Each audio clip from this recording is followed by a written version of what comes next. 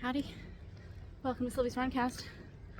My legs are absolute fucking jelly right now because I came to Pradhamna Hill to run stairs, which I've not done before. I calculated it and I've forgotten. That's like 600 stairs, something like that. And definitely in the quads and in the ankles. It's a little bit rough. This morning, when I was sparring with Yodkunpan, the cutest thing happened. We take a break in the middle of everything and we just kind of lay dying in the ring for one round before continuing on. And this kid, this like 20-year-old Thai kid, mouth full of braces, comes in and he's very polite. So he like lies to whoever's in the room because that's, you know, being polite. So he lies to both me and Yodkunpan, and then he kind of like stops in his tracks and he's looking at Yodkunpan and he goes, "Oh, Chai Ben Pran Sokrai Kem, like, are you the elbow hunter of 100 Stitches?" And Yodkunpan played it so cool. He was like, "Oh, Mon Mai, like, do I look like him?" And the kid's like, "I watch your clips on YouTube," and I don't know what he's talking about because I don't think he's watching like Yodkunpan's old clips, like his fights, because he's very, very hard to see in these fights from the 90s because the resolution's just not very good. But maybe this kid recognizes him. I don't know. Maybe he's seen him in my clips. Maybe he's seen him because he's in people's social media at PK Sanchai. That's a gym that has a lot of social media going on. I don't know. But it's the first time I've witnessed a young Thai. Adult Thais recognize him all the time. It's like the Easter Bunny. They get really excited. But a young Thai recognizing him and getting really starstruck and excited about it was, for me, amazing. It made me so happy. And Yodkunpan played it very, very cool. But I think probably it made him very happy too, which was awesome. So that was a nice thing this morning. And I've been stopping by to see Ajang Gimu as much as I can. So today's Tuesday, so like 11 days ago, he came to help me at Ramba's gym, which is just something that he does. He like comes and he like observes and supervises my training, compliments me. It's wonderful. And then sometimes he likes to hold pads for me, and he props himself like against the ropes of a ring so that he can kind of, his legs aren't very good. He loses his balance a lot, so he'll like lean against the ropes and hold pads. And he'll have me like teep and stuff like this, which makes me very uncomfortable because his balance isn't good. But he couldn't get into the ring at Ramba's. Ramba just freshly put up a new one after taking out the small one that he had for many years. And it's very high, like the ring is very high. So Gimyu couldn't really get into it because they didn't have an easy access point. But he wanted to hold pads for me. So I suggested that he lean against this pillar in the ring that had basically like the corner of rings have those like pads that go in the corner. It had that against it so that if kids crash into it, they don't hurt themselves. So he's leaning against that and he's holding pads for me, and he's like, "This is really good. Like, this is very, like, I can really hold pads with this." I'm like, "That's great." And then he wants me to do this thing where he'll kind of lean towards me, like he'll start coming off the pillar, and he wants me to teep him back into it.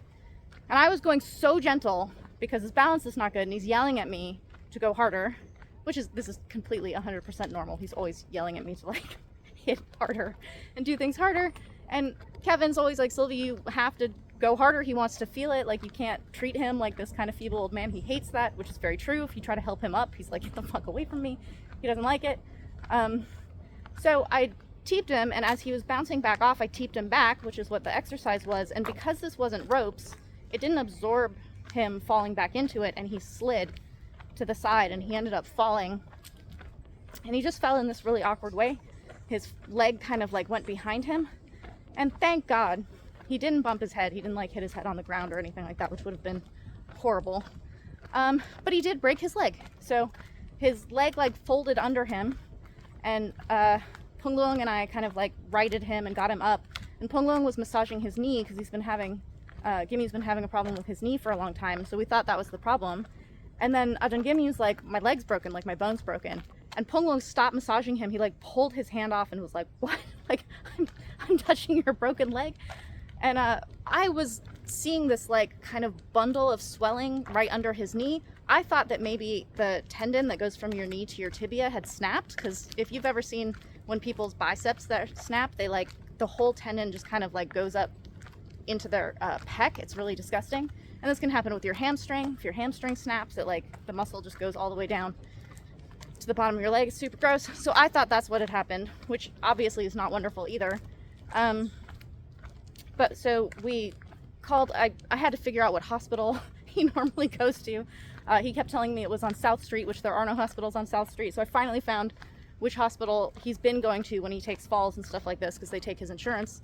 And we sat waiting for an ambulance, and he was so calm. Like, he was like, oh my god, like, it's fine, I'm old already. Like, I would have been crying, I would have been in so much pain, and he was so chill about it. So he goes to the hospital, and I'm like, the ambulance comes and picks him up. They load him in, and they take him to this hospital, and I was like messaging him. I was like, when you've met with the doctor, let me know what's going on.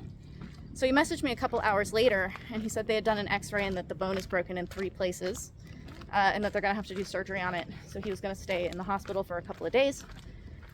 So I went to see him the next day, and he was basically just in this like kind of common area, like not a private room with like a bunch of other beds. And he seemed okay. Like, they had kind of like, they had a like temporary cast under his leg to keep it straight, and then they had wrapped like an ace bandage around it to like keep it more or less in a splint, I guess is the way to say it. And he seemed okay. He seemed like they'd given him some painkillers that were kind of mitigating the pain to a good degree. People had been like visiting him. The nurse actually kicked me out because I wasn't there during visiting hours, which I didn't know. But he seemed okay. Like, he seemed kind of handling it really well. And then he said that the doctor, a couple days later, he said the doctor had decided they weren't going to do surgery on it, but they would have to put a cast on it, like a hard cast, and that they would do that on Friday. But this happened, he broke his leg on Friday. They sent him home on Monday. So I went to the doctor and I was like, look, on his best days at 100%, it's really hard for Ajang Gimu to take care of himself in his room. He can't do this with a broken leg. Like, he really can't, he can't help himself in his room. Can I pay to have him stay in the hospital? Like, I know if his insurance won't cover it and you're trying to kick him out, if it's a money thing, I will pay for him to be in this hospital. And the doctor called me on Monday morning, which is when he was coming to see whether Ajahn was going to go home or not. And he called me on the phone. I was working out. I was like, Johnny, hold on. Like, I have to talk to this doctor. And the doctor was like, no, we're just going to send him home. He has a walker. He'll be fine. Like, he can walk on it, get himself to the bathroom. He's been getting himself to the bathroom here at the hospital. So I was like, okay, this doctor, I assume, knows what he's talking about. So they sent Ajahn home. I went to visit him, and he seemed kind of okay in his room. He looked a little bit, I don't know. He seemed like he was putting on a good face about being home. He's like, I'd rather be here than in the hospital. I have to show you this view behind me. It's so pretty. That's the bay. That's Pattaya Bay back there. Very pretty. So he's like, I'd rather be home than in the hospital, which I'm like, all right, that's fair. He's a very like independent dude. I'm sure he didn't love being like bedridden or whatever the thing is.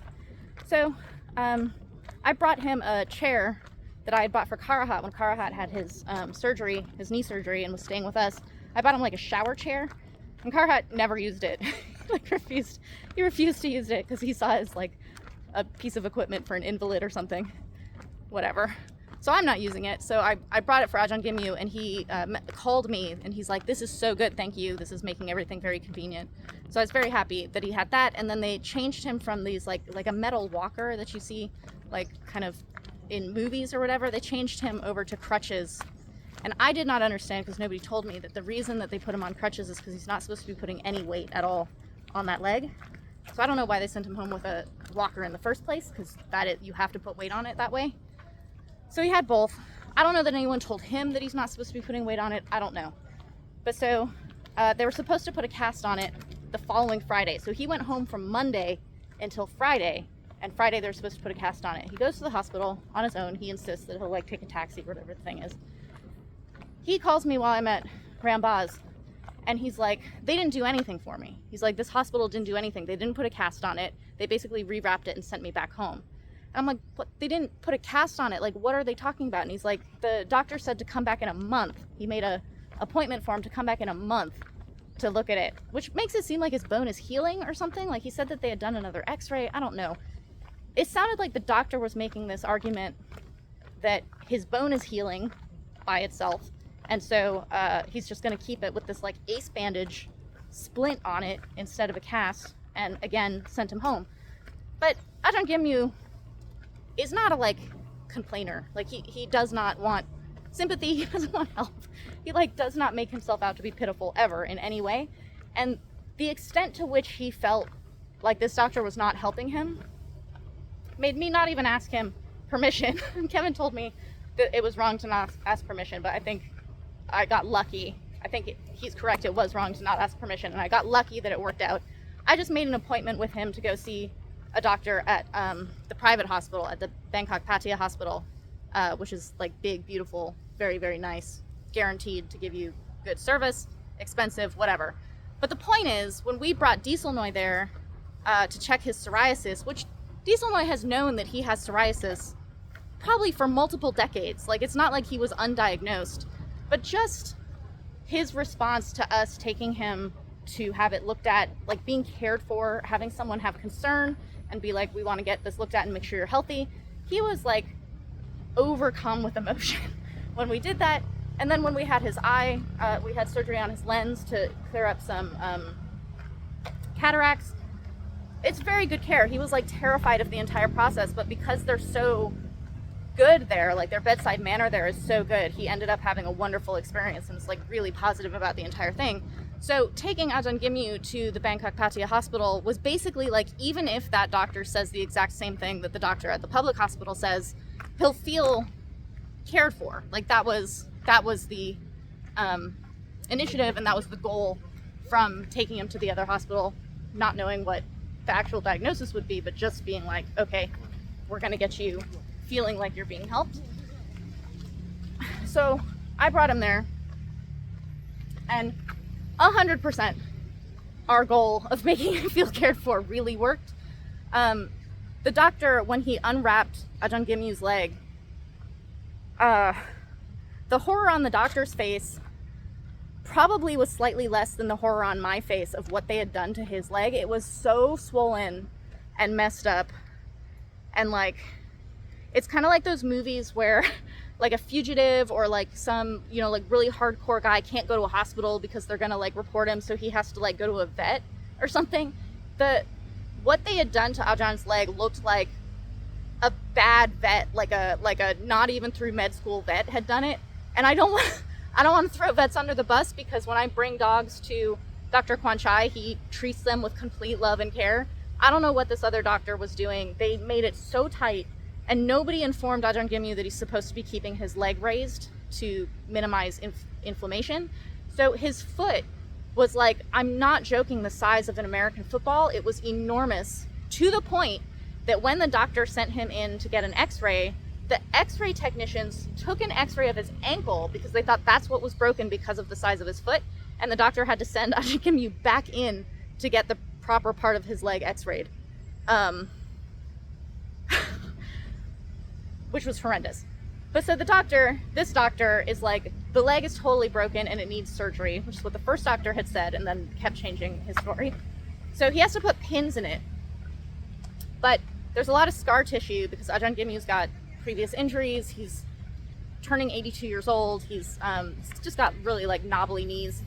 So the doctor's like, the surgery for the bone is very straightforward. Putting the pins in is very straightforward, but the inflammation is a problem and the scar tissue makes it complicated. So he sent him back home for the inflammation to go down. We're gonna go back on Thursday. But I liked the confidence with which this doctor was like, the surgery is not complicated. His age is not a problem for it. We just have to deal with the scar tissue thing. That gave me confidence, which is, I was worried about Ajang's age in surgery. And then when I was talking to Gimyu about it and letting him know, because the doctor's saying all of this right in front of him, but when it's you, it's hard to like hear what diagnoses and prognoses are. When my aunt was being told she had cancer, I don't think she understood or heard anything after that. So you need to have someone come with you to kind of like actually hear the doctor and help re-explain things to you when you're in a calmer state of mind. So Ajang Gimu seemed to think that he may need surgery, and I was like, no, you are getting surgery. They're just sending you home to try to treat the inflammation for a while. He came home with medicine. They put a new splint on him. The new splint they put on him was not crazy tight, which was lovely. And before he went home, I bought him like a surgical pillow that's really stiff, and it has like a little slot in it that you can like chonk your leg in so that it doesn't move around even if you fall asleep. And I went to see him the next day, and in his room, and at that point it had been like, this was yesterday, so it had been like 10 days since his accident. He had been looking pretty like pitiful every day since the accident because he was in a lot of pain and kind of, you know, not in a good way. He looked so good when I stopped in. He was smiling, his energy seemed good. He was like, I slept really well, I'm not in pain. Like, it was such a relief to see him in a good way, finally, after so much trauma. But yeah, so today's Tuesday. On Thursday morning, I'll take him back to the good doctor, and he'll look and see whether the inflammation is down enough to give the surgery a go-ahead, and then he'll have to go see a cardiologist and a lung person because he has asthma to make sure that he's like fit for the surgery. We did that with Karahat too, prior to his knee surgeries. So I hope all of that will be good. I kept telling Ajang Gimu my mom has pins in her bones, so if she can do it, he can do it. He's very tough. My mom's very tough, so hopefully that helped him feel a little bit better about it. I honestly, I can't say this 100%, but I think that he was thinking when they were saying he needed surgery that meant an amputation, and he was kind of like coming to terms with that. And I'm like, they're not cutting your leg off, they're putting metal pins in it, and you won't see them. Like, it's not going to be Frankenstein. It'll be okay. But yeah, so honestly, the best part of this has been just having him feel taken care of, and that he has like an actual like process that will make him better. The doctor said without the pins he's not going to be able to walk, so hopefully that's something that we can get going soon with that surgery so that he can recover and that kind of thing. But honestly, like, the care in hospitals is very, very different depending on public hospital and private hospital, which is a shame, but it's also understandable. Like, people have very different resources even within those hospitals, and I believe in the good of people that they're doing the best they can with the resources that they have, and they just have far fewer resources. At the hospital we took him to, they have like a million cute little nurses running around everywhere, so it's like very organized because they have so many staff, whereas at the public hospital you're waiting for like hours to just be seen and that kind of thing. And then also for me personally, seeing or feeling the difference, like I have financially aided, I guess is the way to say it. I'm not like supporting people, but I've been in a position to financially help a lot of the legends over the years that we've been here, and that feels really good. Like, I think that that's something that means a lot to me. It means a lot to them.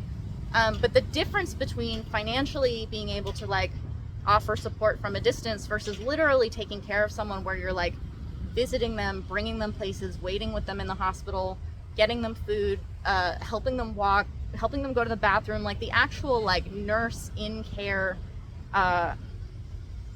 care for people is so different, and it's way more intense, way more exhausting, not in a bad way.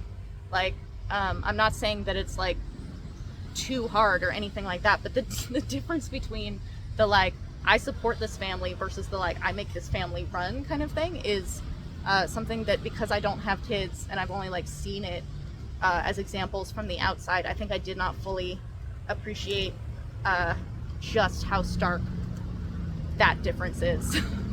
And so it makes me really appreciate it. So if you are a parent, a single parent, or a parent who does a lot of the work, or someone who takes care of your parents, or a nurse, or any of these things, hospice, my God, you're honestly angels. Like, it's so much work. It's very hard, and it's incredibly valuable. So that's my run cast. I can't even go up these stairs right now. My legs are